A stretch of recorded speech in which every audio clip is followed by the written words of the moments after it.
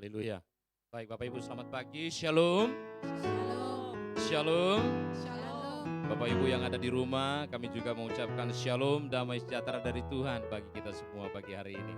Haleluya. Mari kita persiapkan hati kita di hadapan Tuhan untuk memulai Sunday service kita this morning pagi ini, saudara. Saya percaya walaupun di luar dingin, tapi di dalam rumah Tuhan selalu ada kehangatan kasih Tuhan. Amin. Haleluya. Let's us pray, kita berdoa bersama-sama, kita mulai ibadah kita pagi hari ini. Bapak, kami bersyukur karena kami tahu Tuhan walaupun di luar sana dingin, tapi kasih Tuhan menghangatkan setiap kami di tempat ini. Baik juga umat-Mu yang ada di rumah saat ini yang berbakti bersama-sama secara online. Kami berdoa apapun yang terjadi di luar sana, banyak hal yang tidak mengenakan, banyak hal Tuhan yang mengerikan terjadi, menakutkan terjadi, tapi kami aman di dalam pemeliharaan Tuhan. Kami bersyukur dan kami boleh belajar melihat kebaikan Tuhan di dalam setiap kehidupan kami. Itu sebabnya pagi hari ini kami mau bersama-sama dengan umat-Mu di tempat ini, bahkan yang ada di rumah, untuk menaikkan ucapan syukur kami. We wanna praise you, Lord. We wanna worship you, karena Engkau baik di dalam setiap kehidupan kami. Setiap kita yang mengalami kebaikan Tuhan, sama-sama katakan Amin. amin. Berapa banyak mengalami kebaikan Tuhan sepanjang minggu ini? Come on, tepuk tangan yang meriah bagi Tuhan kita. Haleluya. Allah itu baik. We wanna praise you, Lord, karena Engkau baik dalam hidup kami. Allah itu baik. Haleluya. Allah itu baik, sungguh baik bagiku. Ditujukannya kasih setianya yang menyediakan yang ku perlukan, menyatakan kebaikan, menyatakan kebaikannya padaku. Kasih setiamu Tuhan, kasih setianya tak pernah berhenti. Kapan saudara? Katakan sama-sama. Sekarang dan selamanya. Engkau ajaib Tuhan, ajaiblah kuasa dalam namanya. Yesusku luar biasa. Let's praise Him together. Yes Lord,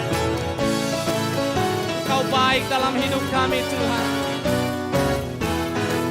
Declare together, Allah itu baik. Allah itu baik, sungguh baik bagiku. Ditunjukkannya kasih setianya. Engkau menyediakan yang kami perlukan. Amin. Yang ku perlukan, menyatakan kebaikan, menyatakan kebaikannya padaku. Kasih setiamu, kasih setianya tak pernah berubah. Kapan saudara? Amin. Dan selamanya. Ajaib Tuhan, ajaiblah kuasa di dalam namanya. Yesusku, Yesusku luar biasa. From your heart, kasih setianya, kasih setianya tak pernah berubah. Kapan saudaraku? Dulu, sekarang, dan selamanya. Ajaib Engkau Tuhan, ajaiblah kuasa di dalam namanya.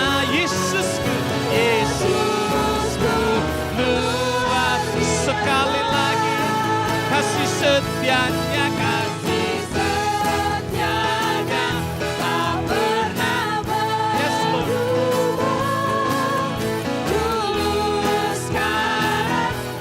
selamanya.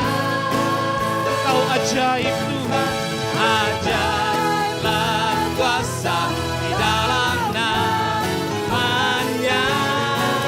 Yesusku luar biasa. Oh Yesusku, Yesusku luar. Sekali lagi, Yesusku. Amin. Yesusku luar. Sama-sama kita tepuk tangan bagi Tuhan. Come on, here we go. Allah kita Allah yang maha besar, amin. Berapa banyak percaya Allah kita maha besar? Tepuk tangan yang meriah bagi Tuhan. Sira. Sebab Tuhan maha besar dan sangat terpuji, lebih dahsyat dari segala Allah. Sebab Tuhan maha besar dan sangat terpuji, kuasanya dahsyat menghancurkan. One more time. Sebab Tuhan maha besar dan sangat terpuji, yang lebih dahsyat dari segala Allah. Sebab Tuhan maha besar dan sangat terpuji, kuasanya dahsyat menghancurkan musuh. Kami percaya Tuhan, kuasa-Mu dahsyat menghancurkan segala musuh. Kami mau ceritakan kemuliaan-Mu di antara segala bangsa. Say, ceritakanlah kemuliaan-Nya di antara segala bangsa. Amin Tuhan. Dan perbuatan-Nya yang sungguh ajaib di antara suku bangsa. We declare Lord, amen. Sebab Tuhan maha besar dan sangat terpuji, yang lebih dahsyat dari segala Allah. Come on, declare by faith. Sebab Tuhan maha besar dan sangat terpuji, kuasanya dahsyat menghancurkan musuh. Sebab Tuhan maha besar, sebab Tuhan maha besar dan sangat terpuji, yang lebih dahsyat dari segala Allah. Sebab Tuhan maha besar dan sangat terpuji, kuasanya dahsyat lagi, dahsyat menghancurkan musuh. Berikan tepuk tangan yang meriah bagi Tuhan kita. Haleluya Jesus, haleluya Jesus. Thank you Lord, thank you Jesus, thank you Jesus. Haleluya. Saya tidak tahu dengan saudara, tapi akhir-akhir ini saudara, saya mengalami secara pribadi. Often I ask myself, often I ask God, Tuhan, where are you? With a lot of things happen around us, around me personally. Sometimes I ask God, Tuhan, where are you? Why you allow all these things happen?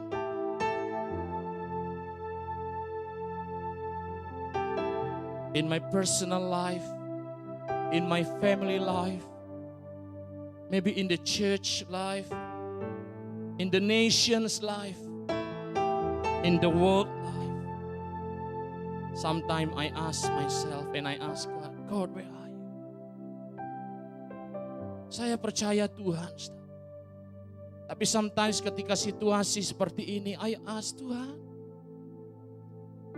why are you so quiet? Tapi saya dikuatkan melalui lagu ini, saudara. Even though I can't see you, you still working. Amen. Even though we don't feel Him, He's still working. Amen. Even though we can't see God, but He's still the way maker, miracle workers. Dia sama dahulu, sekarang sampai selama-lamanya. Kalau saudara mengalami mungkin seperti apa yang saya alami, dan engkau merasa, Tuhan, I cannot feel you anymore. This is the good time, saudara, untuk kita boleh approach Him, come to Him, and ask His presence to touch our life again this morning. Ya Rabbi.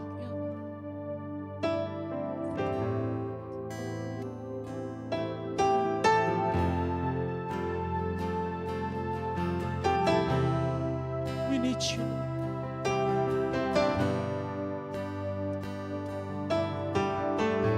We need you. Rabashaka.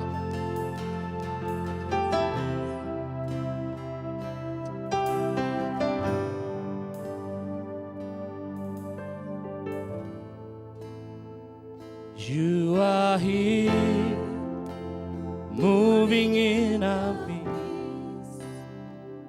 I worship you. I worship you. You are here, working in this place. I worship you. I worship you. You are waymaker, miracle work, promise keeper, light in the darkness, my God. There is who you are. Waymaker, waymaker, miracle worker, promise keeper, light in the darkness, my God. There is who you are. Come on, from your heart, call Him. You are here, touching every heart. I worship you. I worship you. Yes, Lord. You are here, healing every heart. Worship you, Lord. I worship you. I worship you. From your heart, you are here. You are here, turning life around. I worship you, Lord. I worship you. Yes, Lord, by faith you are here, turning every worship. I worship you. I worship. Come on, by faith declare together. You are waymaker, miracle worker. Come on, church. Light in the darkness, my God. There is who you are. Oh, we come by our heart, Lord, to worship you, waymaker. Miracle worker, promise keeper. Oh, Jesus. Light in the darkness, my God. Come on, keep declaring. Oh, waymaker, waymaker.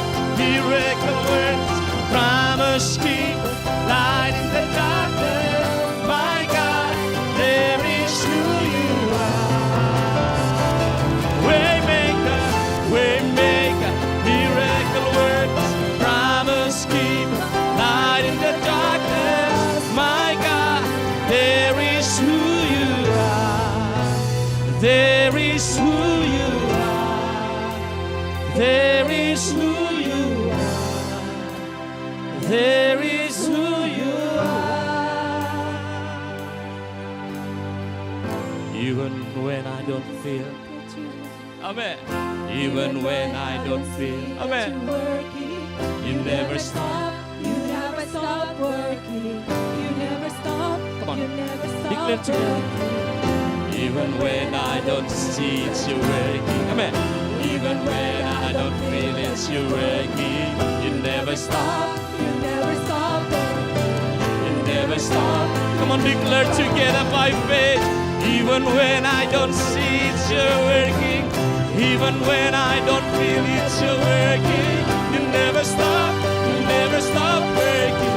You never stop. You never stop working. Even when I don't see. Come on, church. Even when I don't feel it, you're working. You never stop. You never stop working. You never stop. Keep declaring together. Even when I don't see Jesus working. Even when I don't feel Jesus working. He never stop. He never stop working. He never stop. He never stop. Waymaker. Waymaker. Miracle works. Promise keep. Light in the darkness. My God. There is who you are. Come on, declare by faith. Waymaker. Miracle works. Promise keep. Light in the darkness. My God. There is who you are. There is who you are. There is who you are. There is who you are. Hallelujah, Jesus. Yaralabashikia Baba.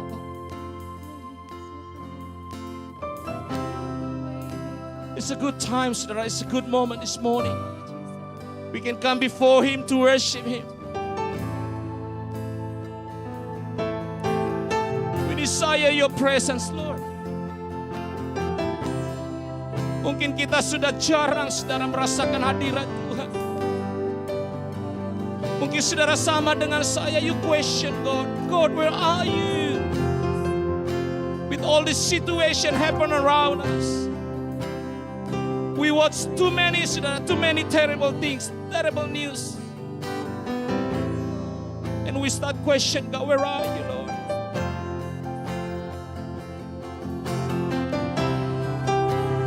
The Bible says, I am who I am. I'm still the same God. Dahulu, sekarang, sampai selama-lamanya. Dia rindu menyatakan dirinya kepada setiap kita, saudara.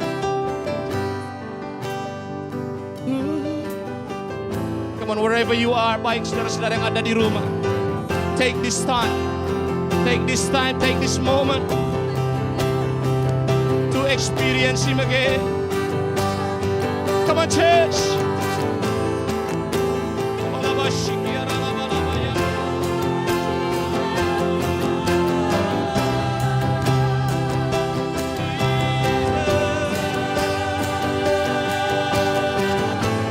Bapak Ibu yang ada di rumah, take this time to worship Him. We desire Your presence, Lord. We want to see the great things happen again, Lord, in our lives.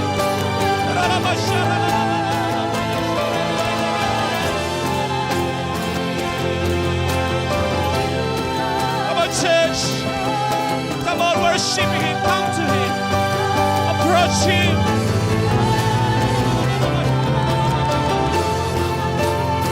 Oh, You are waymaker, Lord. You are miracle workers. You are the same God. Hallelujah.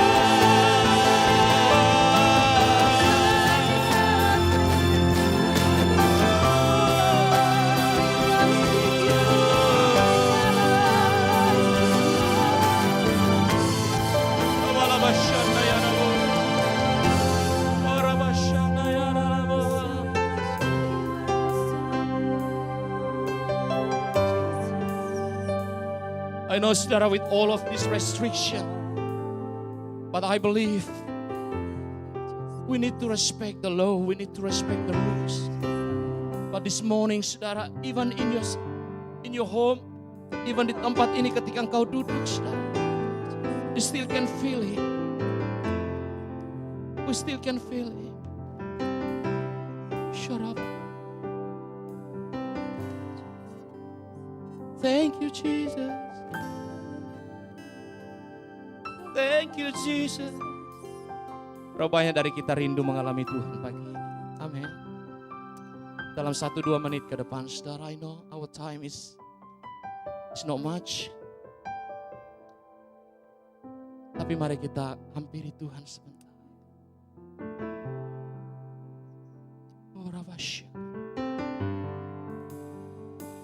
Personally, you approach Him.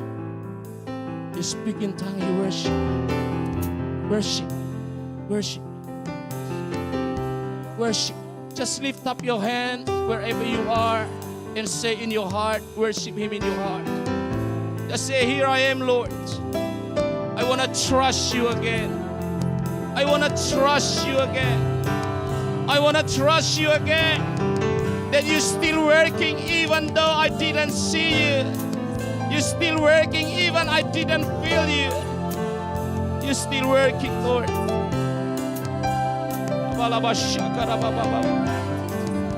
Take this time, 1 minute, saudara. Take this time, take this time. Take this time. Take this time. Come on, church. Come on, church. Come on. Yes, Lord, we worship. Yes, Lord. We know you are here, Lord, in our midst. And you're still working. You're still working, Lord. You're still working.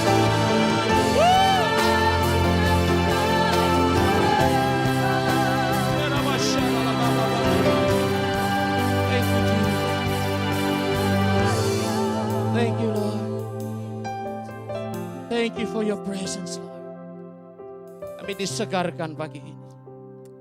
Saya percaya jemaatmu juga yang ada di rumah disegarkan, Tuhan, oleh hadirat-Mu. Terus beracara di tengah-tengah kami pagi ini. Karena kami rindu, Tuhan, to feel you, to experience you in our life. Terpujilah Engkau. We love you, Lord. We love you.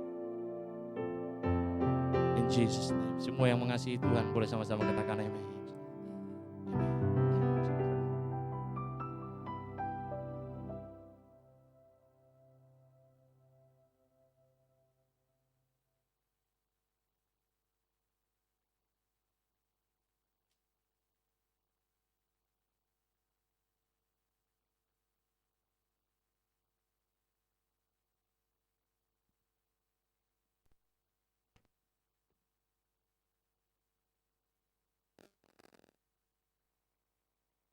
Shalom semua di tempat ini dan juga yang ada di rumah.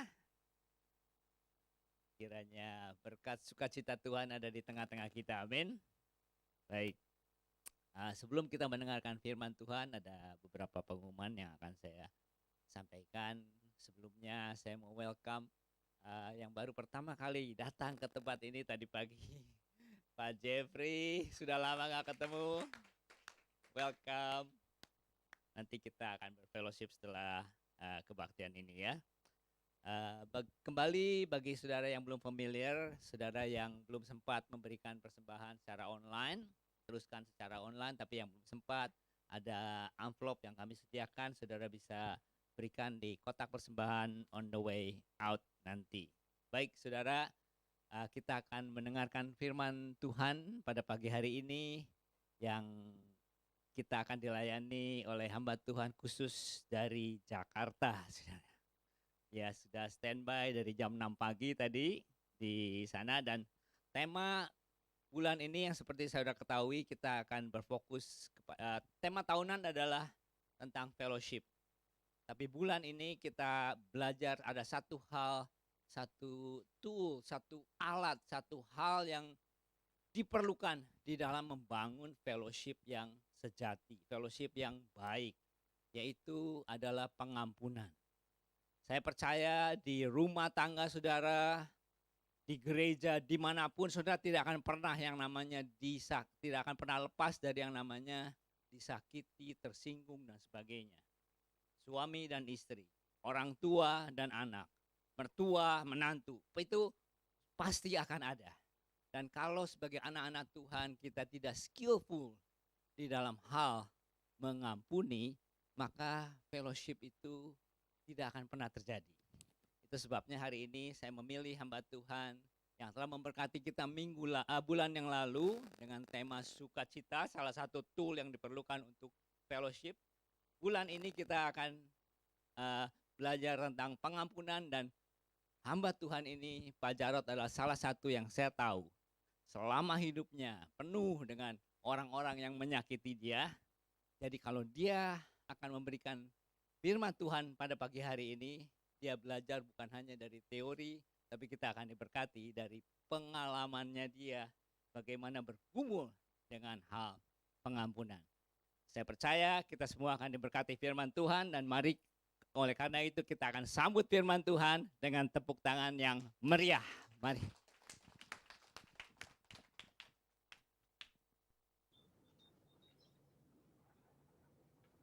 Ya.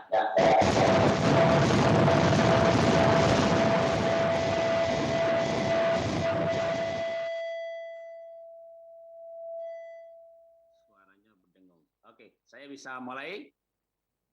Ya, shalom Bapak Ibu semuanya. Terima kasih untuk kesempatan melayani pagi hari ini. Kita akan belajar mengenai pengampunan. Saya akan coba juga untuk share screen ya supaya kita lebih jelas untuk kita bisa melihat sistematikanya. Berbicara pengampunan, maka saya mau awali dengan sebuah pernyataan bahwa sorga itu adalah esensinya selain kebenaran, kekudusan, dan kasih adalah pengampunan. Kenapa saya katakan demikian? Karena pengampunan memungkinkan orang-orang dari dunia ini masuk ke sorga. Tanpa pengampunan, tentu kita akan ada di neraka. Jadi sorga menjadi ada manusia di sana yang berdosa, tapi bisa masuk sorga karena pengampunan. Jadi kalau kita ini warga kerajaan sorga, maka tentunya kita harus menghidupi nilai ini. Nah, berbicara pengampunan, maka firman Tuhan dengan jelas mengatakan demikian, Matius 6, 14, 15. Karena jikalau kamu mengampuni kesalahan orang, Bapamu yang di sorga akan mengampuni kamu juga. Tetapi jikalau kamu tidak mengampuni, Bapamu juga tidak akan mengampuni kesalahanmu. Jadi dari ayat ini dengan jelas bahwa mengampuni itu harus. Walaupun mengampuni itu tidak mudah. Kenapa harus? Karena kalau kita nggak mengampuni, Tuhan tidak mengampuni kita. Masalahnya kan tidak semudah itu, ya. Gimana Pak kalau saya dikhianati, saya dihina, saya diremehkan? Baru saja saya ada program namanya Q&A setiap Rabu malam dan Sabtu pagi. Saya sediakan Rabu malam 2 jam, Sabtu pagi 2 jam, kadang molor sampai 3 jam, hanya untuk menjawab 5 pertanyaan via Zoom, jadi hanya saya dengan 1 konselor dan 5 orang, dan pertanyaannya di WA sebelumnya, jadi saya baca pertanyaannya, lalu direkam, tapi orang tidak tahu siapa yang bertanya, sehingga orang bisa mendengar jawaban sebagai pembelajaran. Nah, salah satunya pertanyaannya kontekstual dengan tema hari ini. Pak, gimana Pak saya bisa mengampuni Pak? Saya baru mau mengampuni, hatinya udah sembuh, dilukai lagi. Karena yang namanya mertua saya sama 3 ipar kompak banget Pak, kompak sekali. Menghina saya, memaki saya, meremehkan saya. Tambah lagi suami saya lebih nurut sama mamahnya daripada saya. Akhirnya saya dikeroyok 4 orang Pak. Hari demi hari, bulan demi bulan, saya bisa gila. Bahkan saya udah mulai depresi dan sekarang saya ditangani oleh seorang psikiater. Kalau kita tidak bisa mengampuni, memang kita akan hidup di dalam kesulitan yang luar biasa. Tapi bagaimana Pak, nih orang-orang sekitar saya seperti ini. Kita tidak bisa mengubah orang lain, tapi kita bisa menyiasati hidup ini. Saya berikan contoh ilustrasi mutiara atau kerang. Ya, kerang itu kadang kemasukan pasir yang tajam, keras. Dia berusaha untuk mengeluarkan itu. Tapi kalau tidak bisa dikeluarkan, akhirnya kerang ini menyiasati dengan cara pasir yang tajam tadi supaya tidak melukai dirinya, dia lapisi dengan lendirnya. Lendirnya makin lama makin banyak, bahkan lendirnya bisa mengeras, membentuk permukaan yang licin dan bulat untuk menutup pasir yang keras dan tajam. Maka dia tidak sakit lagi. Dia hidup bersama pasir di dalam tubuhnya dan dia tidak kesakitan lagi. Karena itu gimana Pak kalau kita itu dilukai terus-menerus? Nggak mudah loh Pak. Betul, tidak ada yang mudah. Tidak ada yang mudah, tapi mengampuni itu harus. Kalau kita nggak bisa mengubah orang-orang di sekitar kita, maka pilihannya, kita mau bahagia apa tidak. Dan kita harus bahagia ketika lingkungan belum berubah. Orang-orang di sekitar kita jelas tidak sempurna. Kita tinggal di dunia, bukan tinggal di sorga. Tapi kita mau mengubah dunia ini seperti sorga dengan cara Tuhan hadir di hati kita, dan kita mampu mengampuni orang-orang di sekitar kita. Bahkan orang-orang yang tidak baik ini menjadi seperti pasir dalam hidup kita, namun tidak melukai hidup kita. Kita memilih untuk mengampuni, dan di situ ada kebahagiaan. Saya akan berikan contoh yang ada di Alkitab mengenai pengampunan. Mengampuni itu tidak mudah, tapi mengampuni itu harus. Kalau kita minta ampun dan mengampuni, tentu namanya pengampunan harus dua sisi, minta ampun dan mengampuni, maka keluarga pasti akan diberkati. Dan pemulihan pasti terjadi. Atau mungkin saya sambung dulu cerita pertanyaan tadi. Ketika ibu ini tidak mudah tentunya mengampuni yang namanya mertua. Apalagi kompak lagi sama 3 anaknya, 4 sama suaminya, untuk menyakiti dirinya. Dia memilih untuk sekarang hidup bahagia dan mulai mengampuni. Bukan cuma mengampuni, bahkan dia melangkah lebih jauh untuk belajar memberkati. Mulai proaktif berbuat baik. Dia lebih fokus pada bagaimana dirinya bahagia, dan selain dari keluarga yang tidak membahagiakan, dia melangkah melayani. Tadinya dia sempat mikir, kan saya tidak layak Pak melayani. Kalau bicara layak, tidak layak, saya nggak layak melayani. Tapi saya dilayakkan Tuhan. Lewat kelahiran baru, lalu saya mulai melangkah melayani, sambil melayani, sambil dipulihkan, sambil melayani, sambil dilayakkan. Makin lama makin layak, makin lama makin layak. Karena kasih karunia kita melayani. Kita tidak menunggu sempurna baru melayani. Kita melayani dan kita akan disempurnakan. Akhirnya ibu ini mendapatkan kebahagiaan dari pelayanan. Dan itu memberikan kekuatan di dalam dia bisa mengampuni. Yang terlebih lagi kekuatan terbesar untuk mengampuni, kalau kita merasakan pengampunan Tuhan. Orang yang tidak merasakan pengampunan, tidak mungkin bisa mengampuni. Maka kita harus merasakan bagaimana Tuhan mengampuni kita lagi dan lagi, lagi dan lagi, lagi dan lagi.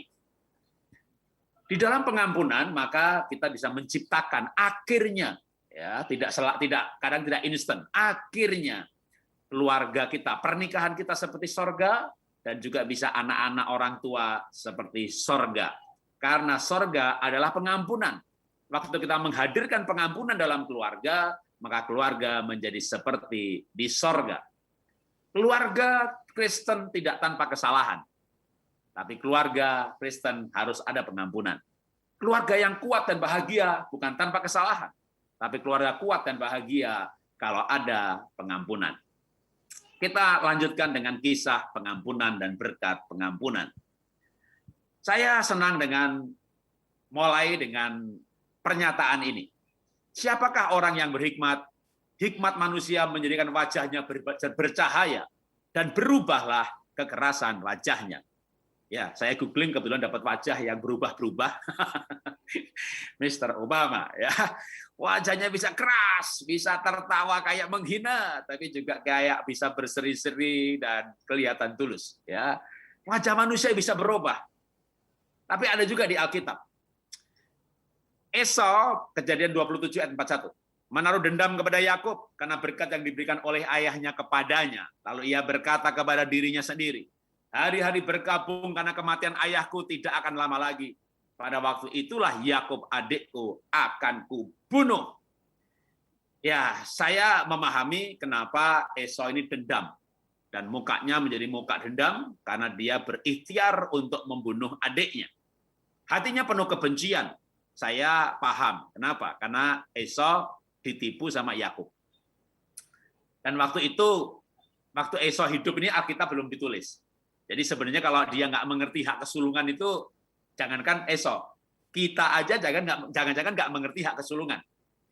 Ketika bangsa Israel ada di Mesir, anak sulung mati semuanya, termasuk kambing domba sulung mati semuanya, bangsa Israel anak sulungnya nggak mati. Sehingga anak sulung itu menjadi milik Tuhan, mendapat kasih karunia untuk melayani Tuhan, dan hak kesulungan itu sebenarnya adalah sebuah hak yang diberikan kepada Tuhan karena mereka hidup oleh Tuhan. Nah, Esau kan hidup sebelum kisah ini. Menurut saya wajar kalau dia nggak mengerti hak kesulungan.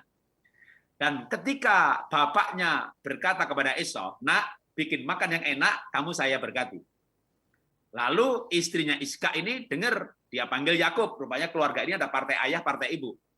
Dia panggil Yakub, "Nak, kamu ngaku Esau, datang bapakmu biar kamu diberkati." Loh, ini ibu nyuruh anaknya nipu bapaknya. Aduh, ada aja ini istri, ada istri yang nyuruh anaknya morotin bapaknya. Dan habis suaminya pelit sama istrinya minta anaknya sebagai tangan untuk morotin bapaknya. Karena kalau anak yang minta dikasih. Waduh, tapi Yakub ini kan, "Pak, Ma, aku sama kakak beda. Kakak berbulu, aku tidak." Tenang, nanti mama akali. Memang wanita banyak akalnya. Mungkin bapak-bapak mulai sudah merasakan, ya. Waduh, dikasih bulu itu, waduh. Tapi Ma, aku kan nggak bisa masak. Enggak, tenang. Nanti aku masakin yang enak selera bapakmu. Ini ibunya mendukung penipuan anak kepada bapak. Ini memang keluarga kacau sebenarnya, ya. Nah, singkat cerita, Yakub ngaku kepada bapaknya, "Aku Esau." Dan gara-gara itu Esau nggak diberkati. Bahkan dia meraung-raung, dia menangis. "Berkati aku juga, Pak. Berkati aku juga." Dia minta berkat. Dan bapaknya bilang, "Aku udah kasih adikmu. Masa nggak bisa ngomong sekali lagi? Bicara aja sekali lagi, aku berkati kamu." Malah dikatakan, "Kamu akan jadi budak adikmu," dan seterusnya. Tentu saya bisa paham, walaupun itu nggak benar. Ya. Kan saya mengajarkan pengampunan. Jadi dendam itu nggak bagus. Tapi saya mencoba memahami kenapa dendam. Karena gara-gara ditipu sama Yakub, dia menjadi susah hidupnya. Nah, kalau Yakub itu Israel, Esau itu non-Israel. Kan Edom, Moab, itu keturunannya Esau. Kita ini lebih banyak kayak Esau menurut saya. Kita juga nggak mengerti hak kesulungan, karena memang nggak ngerti, belum belajar, gitu ya. Wajar dong, gitu ya. Tapi yang mirip Esau lagi, jangan-jangan kita itu ditipu sama Yakub. Ada di sini yang pernah ditipu sama Yakub? Nah, Yakub itu siapa sih? Yakub itu dalam hidupnya pergi ke Betel, ya, membangun mezbah, waduh, lalu berdoa melihat Tuhan naik turun surga, waduh, gitu loh. Jadi saudara pernah nggak ditipu sama orang-orang seperti Yakub begini? Wah, kerjaannya doa, ya kan, mezbah, ya, dapat penglihatan, lihat Tuhan itu. Tapi nipu saudara, dan gara-gara ditipu sama Yakub ini, Anda menderita susah, saudara, susah gara-gara ditipu sama Yakub. Kalau maaf nih, kalau Anda ditipu nih, maaf nih, saya ngomong kata Pak kasar sebentar ya. Anda ditipu sama bajingan gitu ya. Anda ditipu sama orang jahat gitu. Mungkin Anda lebih siap loh. Wah, emang dia orang begitu, kenapa saya lengah ya? Ya emang begitu dia kerjaannya. Tapi kalau Anda ditipu sama Yakub, aduh, ngomongnya Tuhan, penglihatan, dengar suara Tuhan, waktu aku berdoa melihat Tuhan, itu nipu, jeguer, gitu ya. Itu kalau kecewa, kepahitan, dendam itu saya paham. Saya paham. Kok paham Pak Jarot? Kan ngalami. Aduh, saya juga ngalami Bapak Ibu yang ditipu sama orang yang katanya pendeta. Ya pendeta beneran juga sih, jabatannya ada pendetanya, tapi perilakunya lebih kayak penyamun gitu ya. Punya gereja sih, tapi lebih kayak sarang penyamun. Maaf bisa bicara kasar, tapi ya itu kenyataan, tidak semuanya, tapi itu bisa terjadi. Jadi itu menyakitkan. Saya paham itu menyakitkan, tetapi ayo kita tidak menaruh dendam. Nah, malah hari ini kita sebentar belajar dari Esau. Ya, biasanya kan orang-orang itu khotbahnya soal Yakub gitu ya, tapi hari ini kita belajar pengampunan justru dari Esau. Loh, kenapa demikian? Karena Esau menaruh dendam, dia mau bunuh adiknya yang nipu gitu. Tetapi 20 tahun kemudian waktu Yakub berjumpa dengan Esau, dikatakan dalam Kejadian 33 ayat 10 ini, dia berkata, "Kakakku, aku memberikan persembahan ini kepadamu. Dan terimalah, tolong diterima. Karena melihat mukamu adalah seperti melihat wajah Tuhan." Jadi Yakub ini melihat wajah kakaknya sudah berubah. Kan sebelumnya dia dendam. Tapi setelah itu Yakub yang mengakui bahwa wajahnya berubah. Seperti wajahnya Tuhan. Wah, wajahnya berseri-seri, ceria, cheerful. Ya, kayak ada punya utang gitu. Wajahnya ceria, cheerful, kayak nggak punya masalah. Dan memang nggak punya masalah. Kalau Esau itu 20 tahun kemudian dia sudah kaya raya. Karena banyak ayat-ayat yang mengatakan bahwa waktu Esau itu melihat ternaknya Yakubnya, ternak milik Yakub yang puluhan ribu jumlahnya, Esau berkata, aku punya lebih banyak adikku. Waktu Yakub pulang kampung diiringi 4 istri, ya 2 istri, 2 gundik, dan beberapa gembala tentunya. Esau diiringi ajudan 400. Wah, saudara, siapa pengusaha di Sydney ini kalau pergi ke Indonesia, yang bawa Alkitab 1 orang, bawa tas 1 orang, supirnya 1 orang, ajudan security-nya 1 orang. Jadi kalau bos datang ini ke Indonesia mau kencing, maka ajudannya ke toilet dulu, ya toilet dikosongkan. Wah, bos mau kencing, wih, bawa 4 ajudan, wah ini pasti kaya banget ini, gitu kan? Tapi Esau lebih banyak 400. Jadi Esau itu diberkati luar biasa. Loh, menarik. Kenapa? Kenapa Esau wajahnya berubah dan diberkati? Ini menarik bagi saya. Bahkan saya tadinya nggak pernah dengar pendeta khotbah Esau diberkati. Loh, tapi Alkitab menceritakan wajahnya seperti wajah Tuhan, ternaknya banyak, pengiringnya 400. Bahkan 400 tahun, 7 generasi setelah Esau nggak ada yang jadi budak. Pada waktu keturunan Yakub di Mesir sebagai budak, maka keturunan Esau menjadi bangsa Moab, bangsa Edom, yang tidak jadi budak siapa-siapa. Esau merubah nasib keturunannya dengan 1 langkah. Apa yang dia lakukan? Apa yang Esau lakukan sehingga dia berubah hidupnya? Di dalam Alkitab, Kejadian 33 ayat 4, dikatakan Esau berlari mendapatkan Yakub. Di dekapnya Yakub, di peluknya lehernya Yakub, diciumnya Yakub, lalu bertangis-tangisan mereka. Wow, 20 tahun yang lalu dia mau bunuh adiknya. 20 tahun kemudian adiknya masih ketakutan untuk bertemu kakaknya. Tapi kakaknya berlari menciumnya, memeluknya. Maka dengan 1 kata menurut saya tidak salah tafsir, saya tidak salah ngajar. Bahwa Esau mengampuni Yakub. Esau mengampuni Yakub. Dan karena Esau mengampuni Yakub, maka dia hidupnya diberkati, sehat, dan bahagia. Mengampuni tidak mudah, apalagi kalau ditipu model-model Yakub seperti itu. Tetapi mengampuni itu harus. Dan ketika mengampuni, maka hidup lebih nyaman, sehat, dan bahagia. Saya beberapa waktu yang lalu berjumpa dengan Dr. Elizabeth Subrata. Dan saya senang ngobrol dengan dokter-dokter yang konsentrasi dengan kesehatan. Saya tidak ketemu dengan Dr. Tan Sut Yen, tapi saya penggemar buku-bukunya dan follower yang setia. Karena dia radikal dalam mengajarkan kesehatan, sehat tanpa obat. Wah, mantap. Saya suka. Kenapa? Suka. Tanpa obat kan murah. Apalagi saya ini terlalu radikal, saking yakinnya ditebus oleh bilur Yesus sehat gitu. Saya nggak ada asuransi kesehatan, saudara.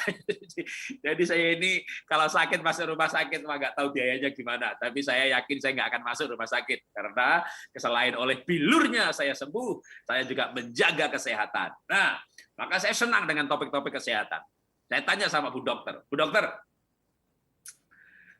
orang itu kalau gembira kan sehat. Hati gembira obat yang manjur. Ada nggak yang lebih mujarab daripada gembira? Dia bilang ada. Ya. Yang pertama kasih, saya pernah bahas, ya kan? Sekarang saya bahas yang kedua. Dia bilang pengampunan. Wih, ini dasar dokternya istri pendeta. Ibu Alessia Subata itu suaminya pendeta Bunadi. Ya, jadi memang dia istri gembala, istri pendeta. Dia bilang pengampunan. Wah, kenapa begitu Bu Dokter? Karena kalau gembira itu hormonnya namanya endorfin. Mungkin Bapak Ibu sekarang terkenal yang namanya sitokin. Wah, orang kena COVID harusnya sembuh, tapi karena khawatir, ketakutan, cemas takut khawatir, namanya badai sitokin. Badai karena sitokinnya diproduksi dalam jumlah yang berlebihan. Apalagi ada kecewa kepahitan. Ketika kecewa kepahitan, hormon yang banyak namanya epinefrin. Epinefrin itu menekan sistem imun karena menghambat sekresi. Sekresi itu pengeluaran racun dari tubuh. Karena kita tinggal di bumi yang tercemar. Ada karbon monoksida, bukan dioksida tapi monoksida, karsinogenik. Kita makan makanan yang enak banget, wah pasti perasa pewarnanya tidak natural, itu udah pasti. Kalau rasanya nggak biasa, ya pasti pakai bahan yang tidak biasa. Itu karsinogenik juga. Saya insinyur, saya teknologi pangan, jadi belajar mengenai bahan-bahan karsinogenik. Nggak masalah kalau kita punya sistem imun bagus, sekresi bagus. Sistem sekresi bagian dari sistem imun, di mana racun masuk dalam tubuh dikeluarkan, lewat BAB, keringat, dan kencing. Begitu kecewa kepahitan, sistem sekresi nggak berjalan. Karena kecewa kepahitan itu ada epinefrin.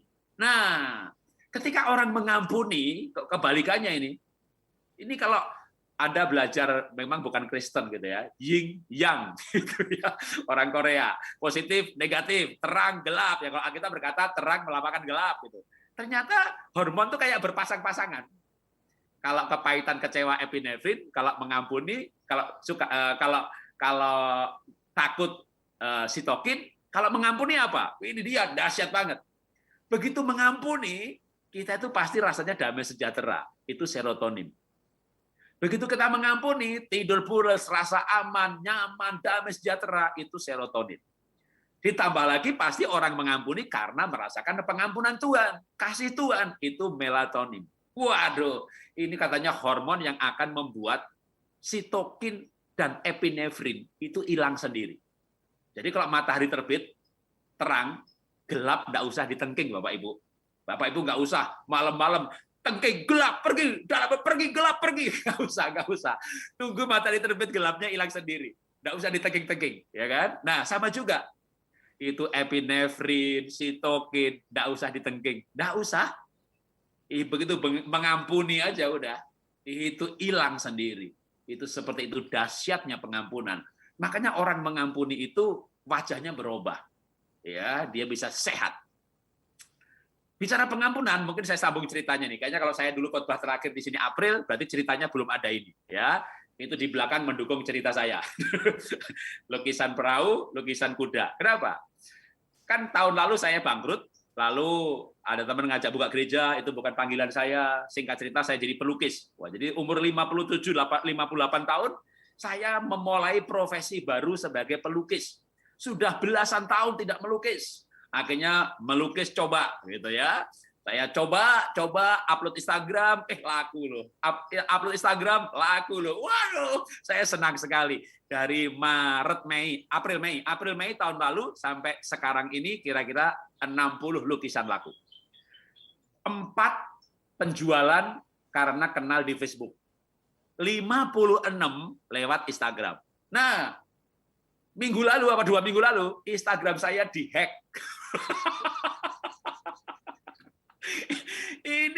ini kalau orang punya toko, tokonya dibakar, tahu nggak? Ya, followernya 48.000. Sudah berapa tahun saya bikin? Emang saya salah juga, dapat notifikasi yang mengaku sebagai Instagram bahwa Anda melanggar hak paten, Anda diduga memposting konten kekerasan dan pornografi. Kalau ini tidak benar, tolong disanggah. Begitu menyanggah, masukkan data, kena hack. Jadi itulah caranya orang menghack ya. Lalu saya diajari teman-teman cara mengembalikan ya, karena kurang terlalu IT, saya gagal mengembalikan. Hampir berhasil karena begitu rame-rame semua komunitas mereport, maka saya dapat SMS dari Instagram untuk meriset password ulang. Masukin, ikutin langkah, terakhirnya berikan 6 digit yang dikirim lewat SMS. Saya cari SMS-nya nggak masuk, nggak ada, bingung saya. Batas waktunya lewat, kayak pakai kredit card ada batas waktunya. Ternyata aneh nih, SMS-nya atas nama Facebook. Ya, karena mereka kan satu company. Jadi ada SMS masuk, DM masuk, tapi dari Facebook. Waduh, saya nggak lihat itu. Saya pikir tuh yang lain gitu. Ternyata itu passwordnya. Dimasukkan, waktunya udah lewat.